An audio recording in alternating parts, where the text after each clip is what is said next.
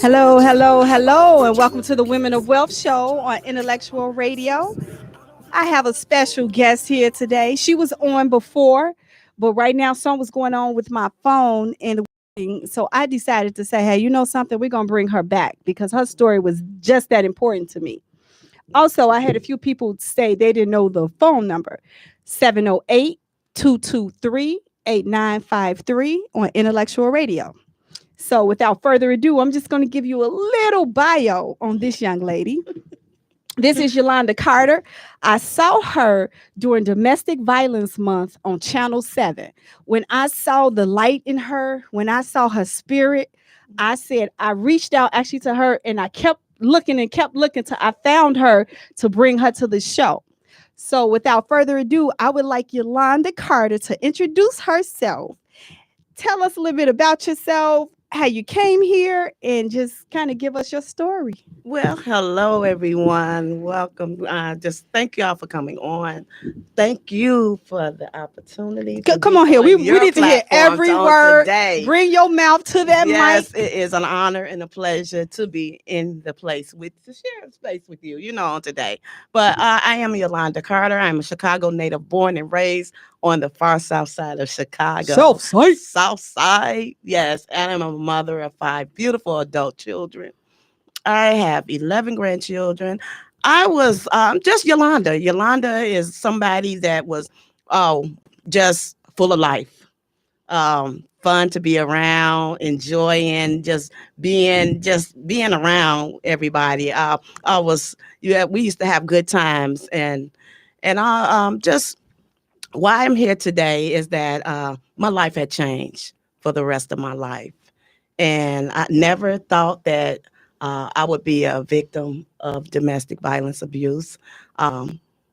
It started off as a young age, and a lot of times when we're young when we go through it, and we don't really actually know that it's what it is. We can't identify that this is domestic violence. So with that saying that, being at 19 years of age, I had children. Never witnessed it, never ever seen it growing up. It was something that was very strange. And I knew it was something wrong when, someone is just hitting on you for no reason. And I never could understand why that happened. But they say learned behaviors. What's done in the home normally kind of piggyback off of what they witness in the household, and they mimic it. So when that started happening, I had 2 girls. And that's when the abuse started. I never said, well, I was afraid. I didn't want to tell nobody. It was an embarrassment. And because of the stigmas, as we all know, the stigmas, it's always been shoved up under the rug. No one ever wants to talk about it. It's an elephant that nobody wants to talk about. And so we just sweep it up under the rug like it does not exist. Because first of all, it's the shame, the embarrassment that goes with it. But because of my shame and my embarrassment, I didn't tell anybody. But eventually it started manifesting. I had to tell my father. And my father did come up and talk to the young man.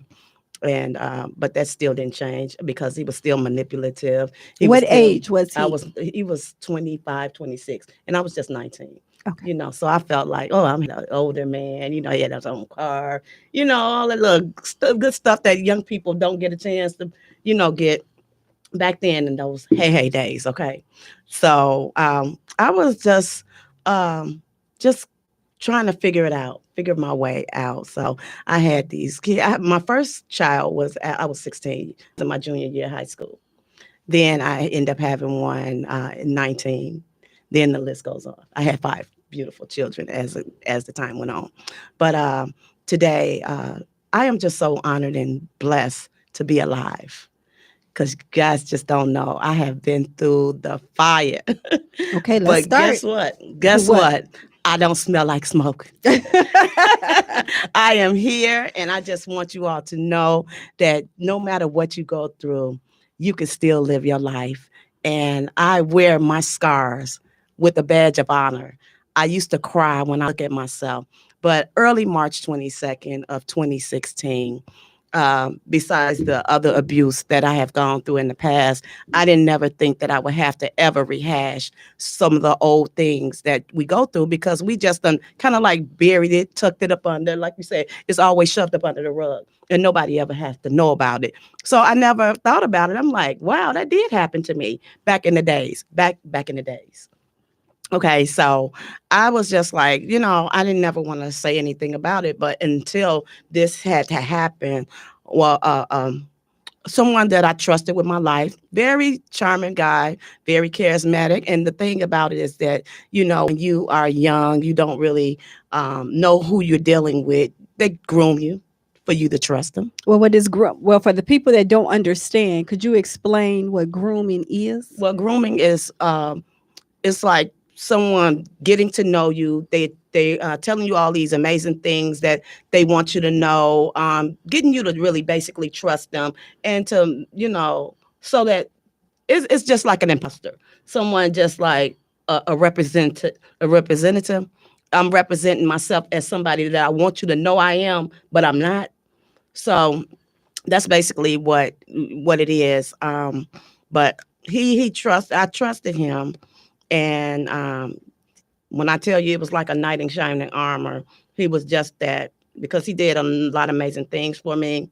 And a lot of times we go by the things that the person do for us. And we sell out for for the love of money, for the glitz, the glams, the gifts, and all that kind of stuff. And because he was capable of doing all these great things for me, I fell victim of domestic violence abuse. Because first of all, as we know, it does not just start off physical. And it didn't start off physical. There was still the mental, the emotional. He would call me the B word. He would throw my phone down the alley, break my phone. He threw alcohol on me. He would do a lot of little things that I was like, oh, he just wants some attention. And we kind of dismiss it. We make excuses for bad behaviors. And I could say that I've done that many times because we could dress it up. And I don't care how many times you dress it up, make it sound pretty, it's still ugly. And because you're in denial, a lot of times we are in denial because we just try to figure out, like, this is not really happening. It's happening. We know the elephant is in the room, but we just want to just make excuses like, no, this is not happening. But I know it was happening, but I still dismissed it.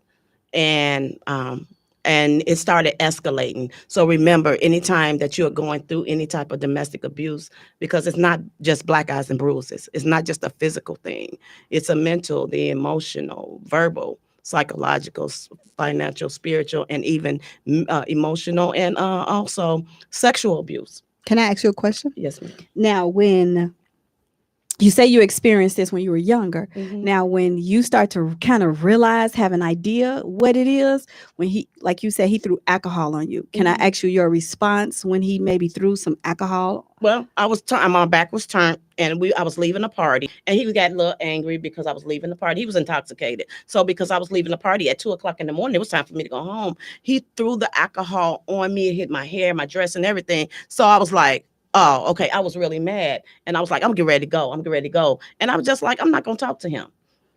But guess what?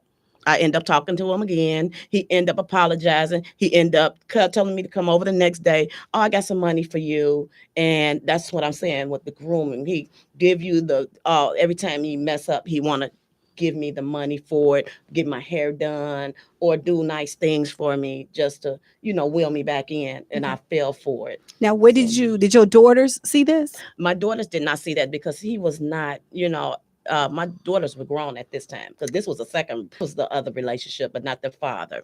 So it was me and my girlfriend. I picked her up and we went to the party. And a lot of the abuse that they never witnessed because they were not my children. My daughters were married, but the only ones that did witness the abuse was my baby boy and my next to my youngest son.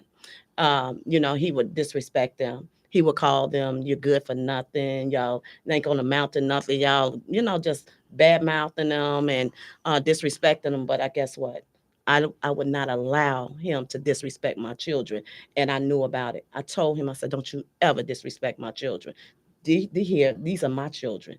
You here today or tomorrow, but don't you ever disrespect them. So he never did it again. But if he was thinking about it, he thought about, okay, she gonna. I put him out like maybe 4 times. Now, do you think that was a kind of another red flag because he come into your household, a household that's already built, and Mhm. start disrespecting you? Absolutely. It was very disrespectful. And I just couldn't allow myself to sit back and allow him to do this to my children, and not alone myself. But, when we would have our little arguments, my son would hear it, but it would be in closed doors. But because of the walls are thin, they know what's going on. So my baby told me, Mama, you should put him out.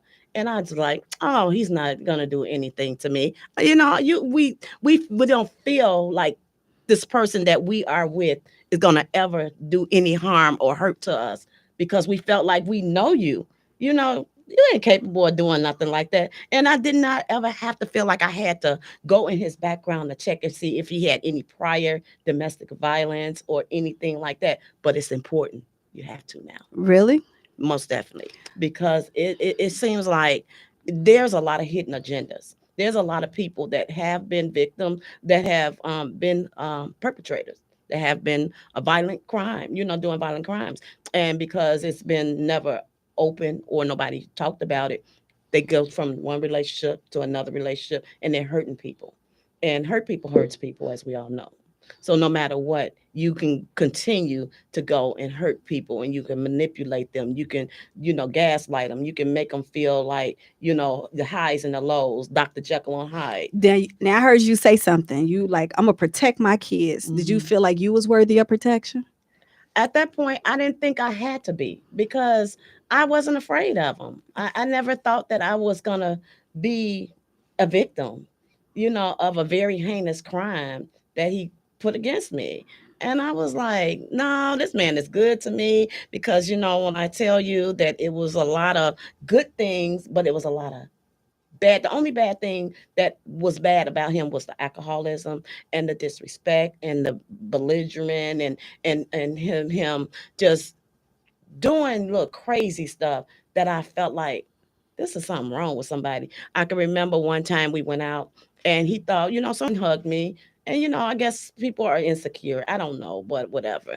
But we hugged, and it was just an old friend. He got really angry and stopped talking to me. And another thing, he would shut down on me. Days at a time, he would not talk to me.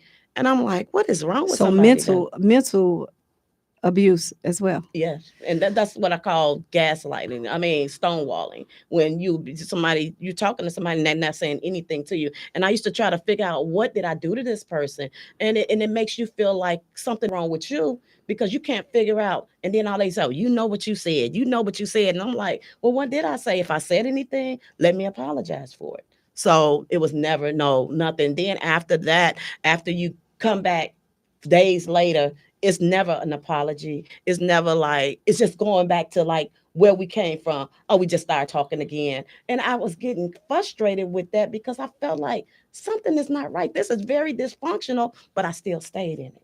And that's what I don't want people to do because if you see something and you know that it's not right and it's continuing, you try to get out as safe as possible. Do you feel like you just wanted a man in your life that you saw No. some of this stuff and say, I'm just gonna stay here? No, because I was, you know what? Not me. Nah. No, not me. But You knew you could get yeah, I somebody else. knew I could get somebody else, girl. I'm telling All you right. that. But no, it wasn't that at all. Just because I say I wanted a man or nothing. But he was just a really good guy, and he was okay. This is the type of person he was. He was the type of person when the winter come, he shovel the snow, make you your path for your car, make sure your gas in your car, and when you come in from being outside late at night, come down and park the car for you, make sure your food is on the table. I mean, all the great things, and you be like, dang, I got the best man in the Yeah. whole wide world. But that's what and mentally, that's how they want you to make them feel. So that's what even when the bad stuff was going on, even when the belligerent, and he told me, I wish you would die one day. And I was like, oh my God, that's very hard. And that just really, it pierced my heart because I'm like, when he called me the B word, that really hurted me. So that's why I don't play around with that B word. that's triggering. That makes a lot of trauma because I get very traumatized when somebody call me something like that. That's why I say, we don't play that kind of games. And you know how females be like, oh, hey, B, they use like very loosely, and that's something we should never do. But yeah, so as time go on, I started still seeing behaviors. It started from just when he get a little intoxicated, it escalates, and he got a very deep voice, and it could be scary at times. But I still held my ground. I was like, I'm not scared of you. But we never had a fit. He grabbed me one time and busted my lip, but I was like, I made excuse for that. Oh, he didn't mean it. That's what I say. We make excuses for bad behaviors, even if we don't know if they meant it or whatever. But when this all played out, it was a normal day, just as normal as just a regular day. I do know the weekend before that, prior to that, he disappeared. He left, and I didn't know what was going on. I was like, he doing something like a crackhead move or something like that.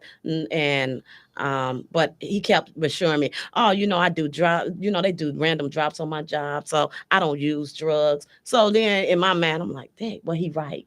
You know what I'm saying? And that's that manipulation part where he can easily manipulate me and make me believe that he really not when he really is. Because I don't see no sign of. I mean, he was still very functional. He'll get up and go to work every day. But I guess that it was calling him that weekend. So he left and was gone from Friday, Saturday, and Sunday. So I knew he was gonna have to come back Monday. He came back Monday. And as he was coming back, he was calling me, asking me, "Are you at home?" Which I was like, "No, I'm not home. I was, picking up my son from school on a regular day, and I end up picking him up, and then I left, dropped my son off, and I went to go get us something to eat, not knowing that he's seen us, he watched us. My son said, "Mama, I seen him, when you dropped me off." How old was he? My son was 17 at the time, Okay. and I didn't see him. So I'm like, no, I ain't here. I ain't gonna be back for a while. Just telling him that. Maybe I shouldn't have said that. I don't know. I don't know if that pissed him off. I don't know what it was that pissed him off. Or if it was something already embedded in him. It was already That embedded. I don't think right. it's nothing you could have did or said. Right. And I didn't want to keep putting that on me because I was kind of like, man, what did I do? I was trying to rack my brain, trying to figure out, did I do something to this man for him to go get a hammer? Okay. And So, I, okay, walk us through. So right okay, now you went with your son. right, I'm back home in the Okay. house. So as when we in the house, you was talking and telling me, oh, the doctor said I'm stressed out, and I still was like, yeah, maybe he gonna try to do something, maybe say there's something wrong with him or something. I started playing all this in after. I didn't think about all this in the beginning because I never would have thought, you could never tell me that this person, because I felt like I was a fragile object to him because he was always, oh, my boo boo kitty, good morning, morning star, good morning, sunshine, you are my all. And I was like, no, don't do that, because that's scary when somebody tell you, oh, you all I have, and that is very scary. So I was like, no, we good, we good. But at the end of the day, we got in the house, and he took a shower. He asked me first, he was like, can I take a shower? And I was like, that's what So where did somebody he asked see me. you at? He saw you And outside. he saw me outside. Hmm. But when he saw me outside, he caught me because something told me to park my car. The Holy Spirit told me to park my car around the corner. I don't even know why I parked my car around the corner, but I parked my car around the corner. I end up coming to the building, and he was wedged in the doorway. And sometimes it's like a little doorway, and you could just be in the doorway because the little bell system was right next to it. So I didn't even see him. So by the time I got closer to the door, he came out on me, and I froze. I was like, oh my God, it startled me. So I end up like, man, he was like, I thought you was gone. And I was like, okay, I'm back. I'm back. Just didn't want to just hear all the extra stuff. So I end up coming upstairs with him. And that's when he was telling me, oh, the doctor said I was stressed out. And then in my mind, I'm like, yeah, right. All your money gone. So, because he had me on his joint account. So I was able to watch everything that come in and out of that account. I could have took everything out of that day, and he wouldn't have been able to get high, get nothing, do nothing of that stuff. But I didn't. I was like, this is his man money, and no matter what, he got us on the joint account together. I had access to everything. So as that time went on, He went and took the shower. It took him a couple of hours, I guess, because he had been out those few days. So it took him a couple of hours to take a shower. By the time he did that, he asked for a key card so he can wash his clothes. He came back in. Next thing I know, it was 10 o'clock. 10 o'clock came around. I went and opened the door in the bedroom and I watched, and he was sound asleep. But I end up coming out the room myself, and I said, oh, you know what? I'm gonna go ahead in this living room and I watch TV, and I'm, just basically doing all the things that what we normally do, and put our feet up or whatever. So I know that it was time for me to get myself together. So I went and took my shower and everything, because we all get up like about 5 in the morning so that we can get ready, because I had to be at work at 7 and he had to be at work at like 7:30, 8 o'clock, Okay. whatever, something like that. And my baby had to be at school. So, it was a routine we had every morning. So it even just that particular day, it was like I said, it was normal. And all I know is that I went to bed at 12 o'clock and didn't wake up the same way I went to sleep. So basically, the person that I trusted with my life decided that something told him in his brain to beat me with a hammer and leave me to die. And but God, I'm here. So he was sleeping in the bed already. You got in the bed about 12. How were you awakened? I was wakened um, by my son. I was shook by my son. I was hearing faint sounds and paramedics and police, and I was hearing stuff here, hysterical. Um, they told me that I was going in and out.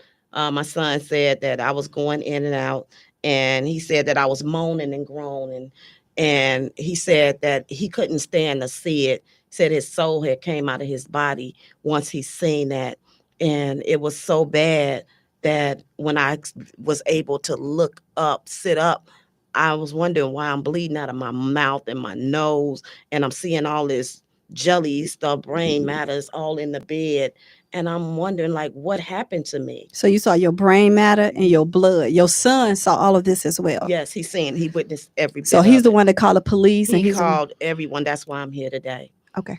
That's exactly why I'm here today. First, God, because God used him to woke him up that morning so I can be alive. Because he said something told him to stay awoke.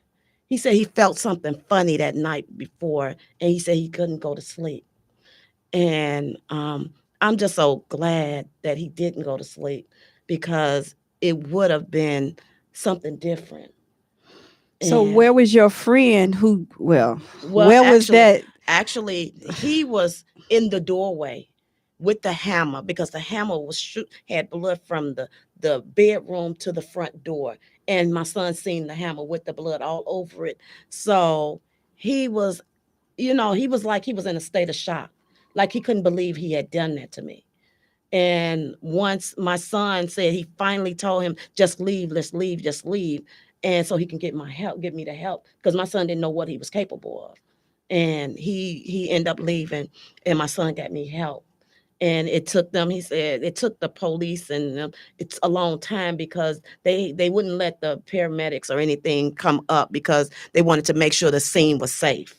And because of this, that it still took longer. But I was listening, hearing, because I was in and out. So when I really came to, I realized what had happened, and I asked the paramedics, I said, please don't let me die. And they told me, you're not going to die. You're going to live. And I trusted them. And it made me feel like, I didn't feel like I was going to die. I felt like God gave me a second wind. You're finna have me crying now. I knew that when I laid there, I got to the hospital, and they was like, there's nothing we can do for her. And I'm like, I didn't know what was going on, because I was just laid there. I laid there. I was in and out, and I didn't know what was going on. All I knew that they told my daughter that they had to leave me bloody and everything, because they couldn't clean me off, because it was a crime scene. So they couldn't do anything. And they kept coming in the room asking me, can you see? Can you? They put this light all in my eyes and everything, and I couldn't see it. And I'm like, no, I don't see it. And they kept asking, they kept trying, and they kept trying, and they kept trying. And I was like, I can't see it. And they told me that we're going to have to take your eye. And they asked me, was it okay? And at that point, I was like, I just want to live. I don't care about nothing, just whatever y'all gonna do. But they didn't just ask me; they had to ask my daughter because she had to be the one that would have to make the decisions. So she went, and they asked her, and she was like, she was just like no good. And she was like, is it okay for my mom, because I don't want y'all to take her eye. But they told her that they have to take it because if they didn't take it, it'll set up an infection. And then my skull was crushed open, all the brain matter, everything. I mean, it was just like a horror flick in that room. And I just was like, God gave me a second chance. He allowed me to live after something so tragic that killed someone else. But God gave me purpose through my pain. And I'm so grateful on today, guys. Y'all just don't know. After 14 surgeries, I just had my last surgery on Thursday. Oh my God. Y'all, I'm going to show y'all my face. Oh my goodness. This is me. I went through transformation, and every time I would go to the doctor, I would ask them, I said, can y'all fix me? Because when they would go in, and it would be just something different every time. And I was like, man, I still kept the faith. I still kept hope alive. And I knew, I was like, man, this is something. This is for real. And I didn't realize that I knew that how impactful it was, not only to the victim. The victim go through it, but it affects everyone around you, your friends, family, and loved ones. And what I wanted to talk about also today is that, a lot of times we don't talk about how we really feel. People see you in one light. Oh, you're a public figure. Or you in the public eye. You do a lot of things, but don't nobody see your crying days. They don't see you when you breaking. They don't see you when you're not feeling your best. And your best may be your best. You want to show up in the best version of yourself. I had a meltdown yesterday because I felt like nobody's hearing me. Nobody sees me. Y'all see me on my lives. Y'all see me on these videos. Y'all see me doing everything else. But no one really, really see and really find out how I'm really feeling on the inside. I'm broke down sometimes.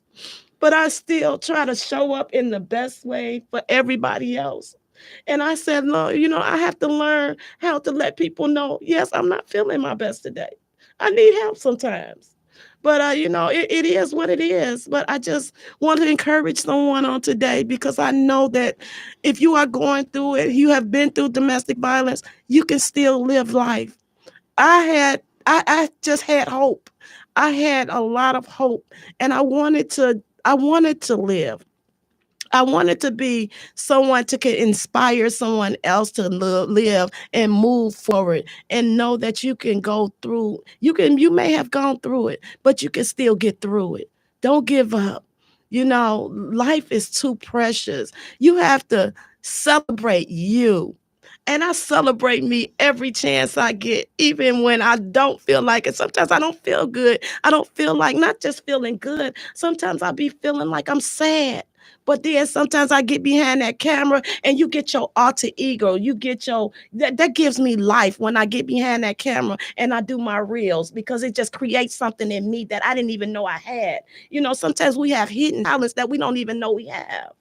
So I am so thankful today for Because you I can allowing see it, me but I can see that to strength know. in you. I can see it. And I know we was on another platform, me and you talking, Mhm. and you stated you want to know why. And Yeah. a lot of people want you to get over it. But Mhm. you can't tell anyone to get over anything. And I Mhm. remember my daughter got on Yes. and stated, you deserve whatever peace Yeah. that's going to bring you more peace. If you need to go to that jail, whatever you need to do, I'm supporting you. If I got to if I got to drive you, I will go with you Yeah. so you can have some peace. Yeah, because I did want to know how to, to find out why. And it's, I guess, like you said, people will say, well, you should never, that just leave that alone. That was happened then. But don't nobody really know how you feel on the inside. And I just wanted to know, because how did we end up there? We didn't even have an argument. It was a good day. We got up on that morning on Friday, and I'm laying the next Monday fighting for my life. No, that Tuesday. It was Tuesday, March 22nd, 2016. Tuesday morning. So this is only just a few years old. That's it. And It- I'm still having surgeries behind it. But I won. I won, guys. You can win too. you went through the fire, I but you went. don't smell like I smoke. don't smell like smoke, y'all. 708 223 8953. If anybody just want to call and give her some encouraging words, if you just have some questions for her or just want to, like I said, say something nice, give us a call.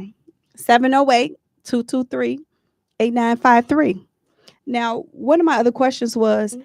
how are your kids? My kids, it took them, but especially the one that had to witness it. Just last year, he asked me, he said, Mama, what is PTSD? I said, that's post traumatic stress disorder, because he don't even like talking about it right now. It does something to him. It brings back those memories. It makes him cry.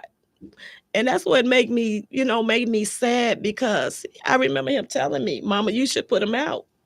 And I felt like I let him down, and I didn't do what he told me to do. Not saying your kids tell you what to do, but a lot of times people on the outside see something that you really don't see, because you are in it. You the one that's in it at that moment. So I don't see everything what everybody else see, because I'm thinking, oh, I got it under control. This person ain't gonna do nothing to me. And that's that. I'm just gonna, deal with this. A lot of times I was like trying to contemplate on, like, you know what, I'm just, Yolanda, I'm over this stuff. I'm just gonna leave him alone. I'm just gonna put him out. But then I go back to, he do something nice for me, and then I just forget about what I was gonna do. So that's why I'm saying, guys, that happens in a lot of instances, a lot of relationships. Somebody, like I said, that's the grooming part, because they can, one minute you already set in your mind that I'm gonna make this move, but then they come and give you something. That's that honeymoon phase. And because you have the tension building when the tension gets high, and then you have the explosion when it really actually takes place. And then when they come back, the honeymoon phase is giving you the gifts, showering you with all kind of amazing things, taking you to your favorite places and doing amazing things for you. So it kind of like push you, like you kind of like forget about it and be like, oh, okay, he got me this, he did this, and that did that. And so we kind of like, we make up, and then Are you it's able over to with. work now? Well, because of I believe I may be able to work not a regular job. I could probably do like telephone stuff, or I was working with Metropolitan Family Services. I was a community living specialist dealing with domestic violence. And I was, that's my Wow. specialty, going out speaking to people in the community about domestic violence abuse. So that's what I do. That's my passion.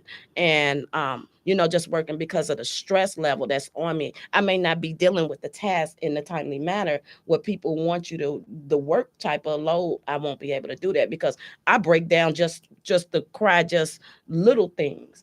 If I'm like behind, like I'm behind on everything, and I feel like, man, nobody ever hearing me. I'm just need help. But even when this stuff happened, I was a violent crime survivor. So I felt like, man, I'm supposed to get my victim compensation. But see, that's the thing. When you don't fill out the paperwork right, that's the thing that they need to help us with, because it's time sensitive. You don't get it in right, you don't get it. So I did apply for it.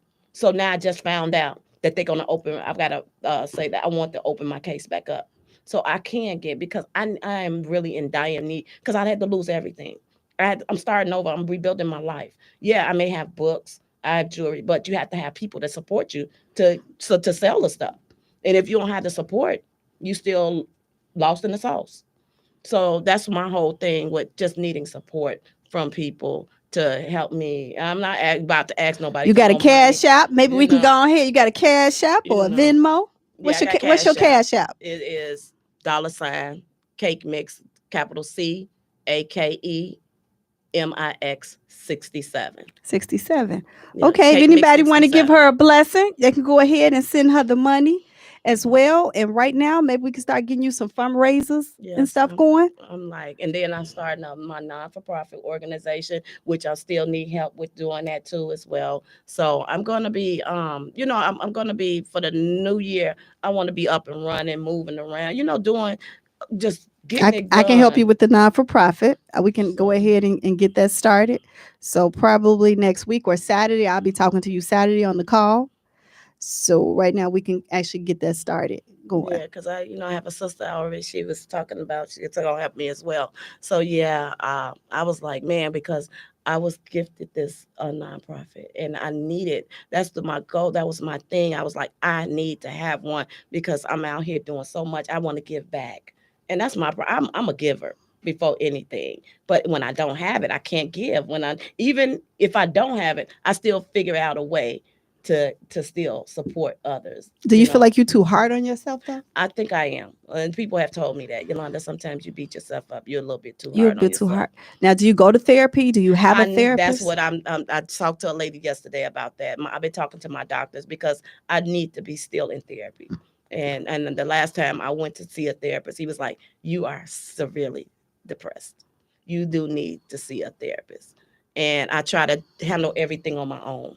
And a lot of times I take on a lot of other burdens, a lot of other people's problems, and no one's pouring into me. I'm like pouring into others. But when you need to be poured into or someone to uplift you, there's nobody there. I'm in the house all day long, every day, and it's just me and the walls. And my Facebook and my reels and me talking on the phone with people is just my saving, my life saving. So, just trying to cope.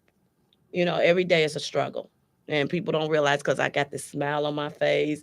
I'm going through my surgeries. I bounce back like ain't nothing happened. I mean, even when they had a 6-inch hole in my face and they was packing it and I had no pain. And the doctors couldn't understand. You ain't in pain yet? We just did this surgery on you and you're not in pain. I was like, maybe because of the pain level of me keep being, under the same, they going in the same areas. I'm not having the pain. Like last week, I had pain, but it wasn't really bad pain because I was like, oh my God, I'm being in a lot of pain. I'm in pain. Don't get me wrong. My face was swollen. I still got stitches, but I'm okay. I'm okay. Yeah, right now, really, what do you say though? What do you say? But I am glad the fact that you talked about it because I am going to be one of the people to assist you. I am a giver as well. So I do want to assist you with some things. Also, your therapist, depending upon who it is, matters. So do you want a woman? Do you want a man? Do you want somebody that specializes in PTSD?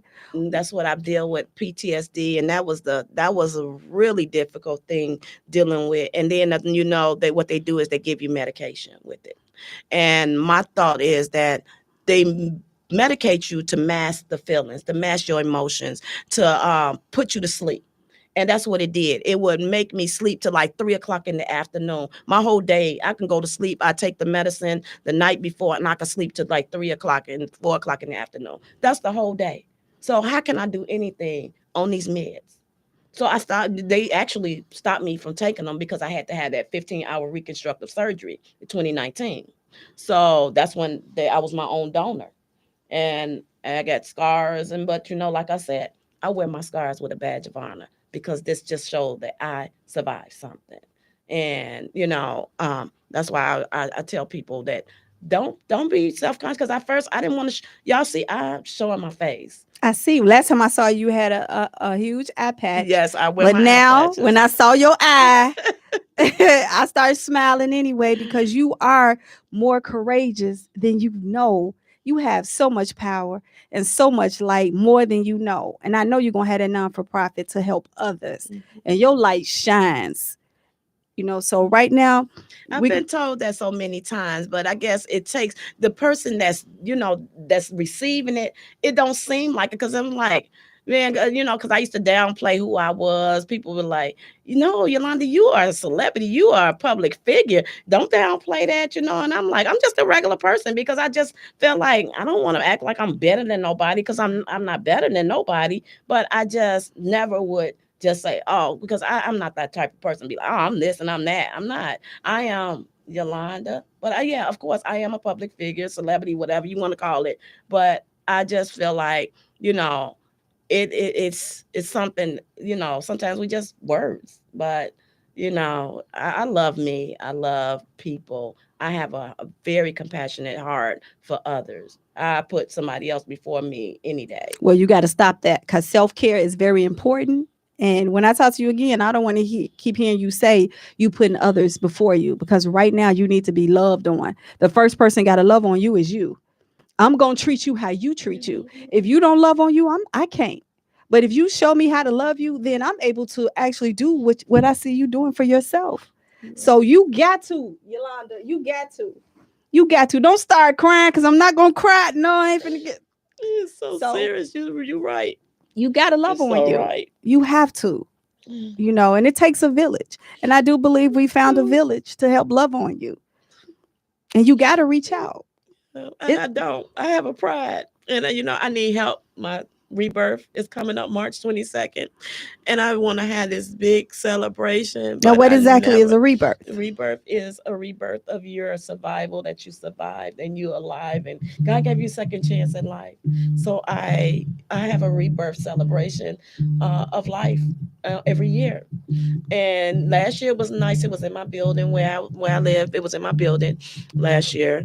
And this I want it to be even bigger. I want to have sponsors. I want to have some bigger things going on.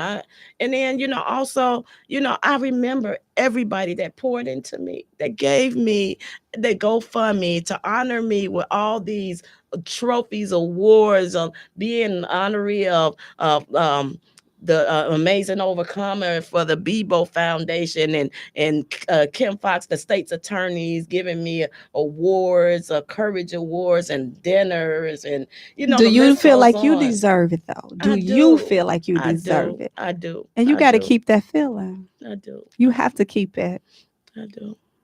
I do. And I'm just, that's why I said thank you for, letting me see that, because I know I deserve it. But it seemed like, man, Yolanda, where's everybody at? Don't nobody know unless you tell. You have to Well, you open got up to your reach mouth. out. Closed mouths don't get fed. Exactly. And that's my problem. And I admit to that, because I have fed, and I'm not going to lie. There's so many of you guys have said, Yolanda, let me know what you need. If you need something, reach out. But because of my pride, I know I need it, but I just don't want to ask, because I think about everything that I know people be, well, what's she asking? Well, she live down this, and she doing this, she's showing this. And it's just like you showing the world. That's just a reality of how a reality person live. You may live a good way, but that don't mean I got favor from God. I don't have to have money. So no matter what, money, God favor is better than money any day. So he allowed me to move in places and give me things that I never even thought I could have. But it's only because of him I have these things. So I don't want people looking, and that's my problem. I think about what Other others people think. Yes, I do. And I have to stop that. Now, I remember once again we were speaking on another platform. Mm-hmm. Do you still want to, how much time did he get? They gave him 12 years on a plea deal with attempted murder with intent to kill. Would you still want to go up there and speak to him? Now, have you saw him yet at all? No.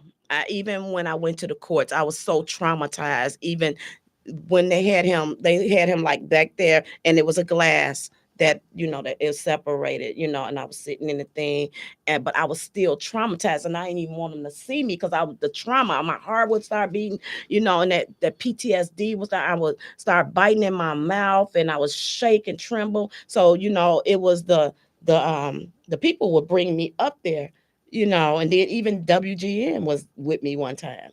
And it was like he constantly he was firing his lawyers and trying to become his own lawyers. And I mean, we just went through a lot of stuff, just trying to feel it might have had to almost go to a trial. But then at the end, he told my state's attorney, I'm sorry. I never meant to hurt her. You beat me with a hammer, left me to die, but you never meant to hurt me. And I didn't understand that. So what would you say to him if you had the opportunity to say anything to him right now? What would you want him to know? I would let him know how he changed my life. How why what happened that day in that bedroom? What made you I was asleep. I could not defend myself. I didn't even know this was going to happen to me. I was asleep. So to be wakened, shooken by somebody else after someone beat your brains in the bed and you wake up trying to figure out what's going on, that was crazy to me. Oh, that's a coward. That's what it was. I just want to know what caused you to do that to me. I don't know if because hurt people hurts people, and he was already dealing with childhood traumas. He was always already dealing with the hurt from the pain from his family members, and he would always say they hurt me and all this stuff. And I was wondering, like, maybe he thought that was me. I mean, maybe he thought that was them. He was doing it too. But then it just all kind of stuff just started playing in my mind because I was trying to figure out, just make it make sense. Just trying to figure out if it was something that I missed, if it's something that I actually did to him to make him do this to me. And I was blaming myself for something that I knew I had no control over, that I didn't do. So when I talked to my pastor, I was like, he said, don't own that. Don't put that on you. You didn't do nothing. And I started realizing I didn't. And then the forgiveness part, I didn't know how to forgive him until one day we was in church and it was about forgiveness. And I cried before the Lord and I said, Lord, why do I have to forgive this man to try to take my life? But once I did, I was so at peace. And so the forgiveness is not for the person, it's for you. So the forgiveness was for me. And once I forgave him, I was free. I was able to just move on, just go on and accept it, how it happened, and just live the best way I knew how. So you've forgiven him. I had to forgive him. Have you forgiven yourself? And that's one thing I haven't never done. And that's what I have to do. Forgive Yolanda. I think you got to forgive Yolanda. That's good. You forgave him, whatever, because that's a coward locked up. Mm-hmm. But you have to forgive you. And that's what I said. I'm working on that. Forgiving me. I have to forgive Yolanda. I forgive me for allowing myself to fall into that trap. I in and out of bad relationships. And when I say that is that, I think it's a certain type of person that you look for. I didn't have any daddy issues. I was not insecure. I didn't have no type of, insecurities or anything like that. But I guess, I don't know. I just trusted people. How do you feel like your self-esteem is? Because if you have red Right, flags, I never had no low self-esteem. Never had low self-esteem because I was the hey girl. I wasn't the hey girl. I was the hey girl. So I had to like I said, I was the life of the party. Right. I didn't have no problem with my self-esteem. Thinking I'm ugly or I couldn't get nobody because baby, trust and believe. What you say? What you say? Yeah, but I didn't have any self-esteem issues or daddy issues or insecurities or anything like that. So I still don't know why the type of people that I choose. And sometimes you can't help who you like, and you try to pick and choose the right type of person, but where do you find those type of people? You have to kind of it's like a needle in a haystack. Do you date now? Yes, I do. Do you date? Do you got somebody special? Yes, I do. Y'all, can we throw some purple hearts up on my live for Yolanda? You want to talk about it? Wait, the fact, how many minutes do I have left, Earl? I got 5 minutes. Okay, you want to speak about it real quick? Well, actually, it's been a while, and I guess because of my traumas, I still don't give nobody all in with me like that. I try because I think I'm guarded. And I look at everything as that's abuse. That's abuse. So maybe it's me sometimes that Stop saying that. right, because I do that. And one of you would always tell me you go from 0 to 1,000 with me real fast, but I have zero tolerance for foolishness and all the gaslighting, that manipulation, that Do narcissism, and you all that see that stuff. now I in your see new it. friend? I see it, but then they try to always make it look like, oh, it's you. You're a narcissist. I He said, if gotta I'm a go, Yolanda. narcissist, He gotta go. You see them purple hearts are for you. yeah. People are throwing them purple hearts up for you. Where did you meet him? Well, I used to date him years ago. It's like I went back. I used to date him, years ago. And, don't get me wrong, he's a good guy, but it's just that it's sometimes people that don't know how to really deal with a person that have been traumatized and dealt with trauma like that. So it's like, oh, they try to handle you with care, but then it's still like a undercover, like I'm trying to explain how it is. Like when I say, well, maybe we not spend enough time together. You don't take me out. We don't do the things, but you want to come around at certain times and maybe, give me a few dollars here and there. And, A sneaky link? I guess. Say what it is. It is. You already done told your whole life. I mean, no, I mean, it had revolved into a relationship, but it was like, it was a relationship, but it wasn't a relationship. I don't know. I don't know what to call it because it seemed like my kids be like, "Mom, don't tell nobody that's your boyfriend because that ain't no boyfriend." Yeah, I'm with the kids now. No, a boyfriend is there for you no matter what. They make sure you got everything you need to do whatever. But I was like, when I don't know, I'm just confused. Take your time and get therapy, and whoever you with honestly need to go to therapy with you so they can know how to handle you, because right now you like gentle bird, you need to be handled carefully, especially when you don't see the person, you don't see. And my whole thing is that if you're going through something and they can't be there for you, even if you don't say nothing, they figure like, oh, I know you ain't feeling good, so I see you when you're feeling better, instead of bring you some soup. Or I feel like if you're gonna be down with me, you're gonna be down with me from when I'm in the hospital or when I'm out the hospital. You're gonna come to make sure that I'm okay. So you have a type. You have a type. They say when you get groomed, other abusers can see that you are a victim. Mm-hmm. I see you as a victor. Mm-hmm. You're not a victim. You are a victor. Absolutely. Okay. So when we finish here, we got a lot to talk about. Yeah, I need some help. That's what I'm saying. Okay. I'm a work in progress, y'all, and I'm not perfect. And I don't want nobody to be looking at me. I mean, everybody say, "Oh, you're a shero." I'll do what I'm supposed to do.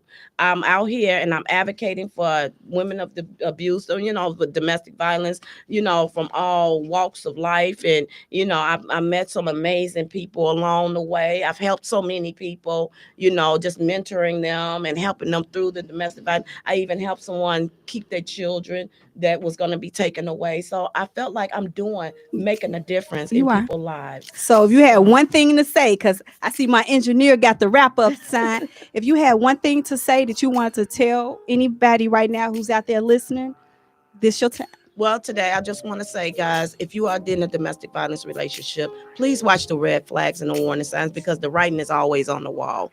And a lot of times we dismiss it, we make it look good, but it's not. So always have a safety plan put in place, because a lot of times leaving does not always equal safety. And just because you think that you can leave, don't never tell your partner that I'm going to leave you, because that can be very dangerous. So just always remember, love yourself and take your time, and don't let no one take your power, because domestic violence is nothing but a form of power and control. And just love on yourself. Celebrate you. Thank you. I need to get a hug from you. You had me almost in tears. Thank you, everybody. Thank you. On the Women of Wealth show. Bye-bye. Bye. I'm just hoping that you feel me. I don't have no agenda.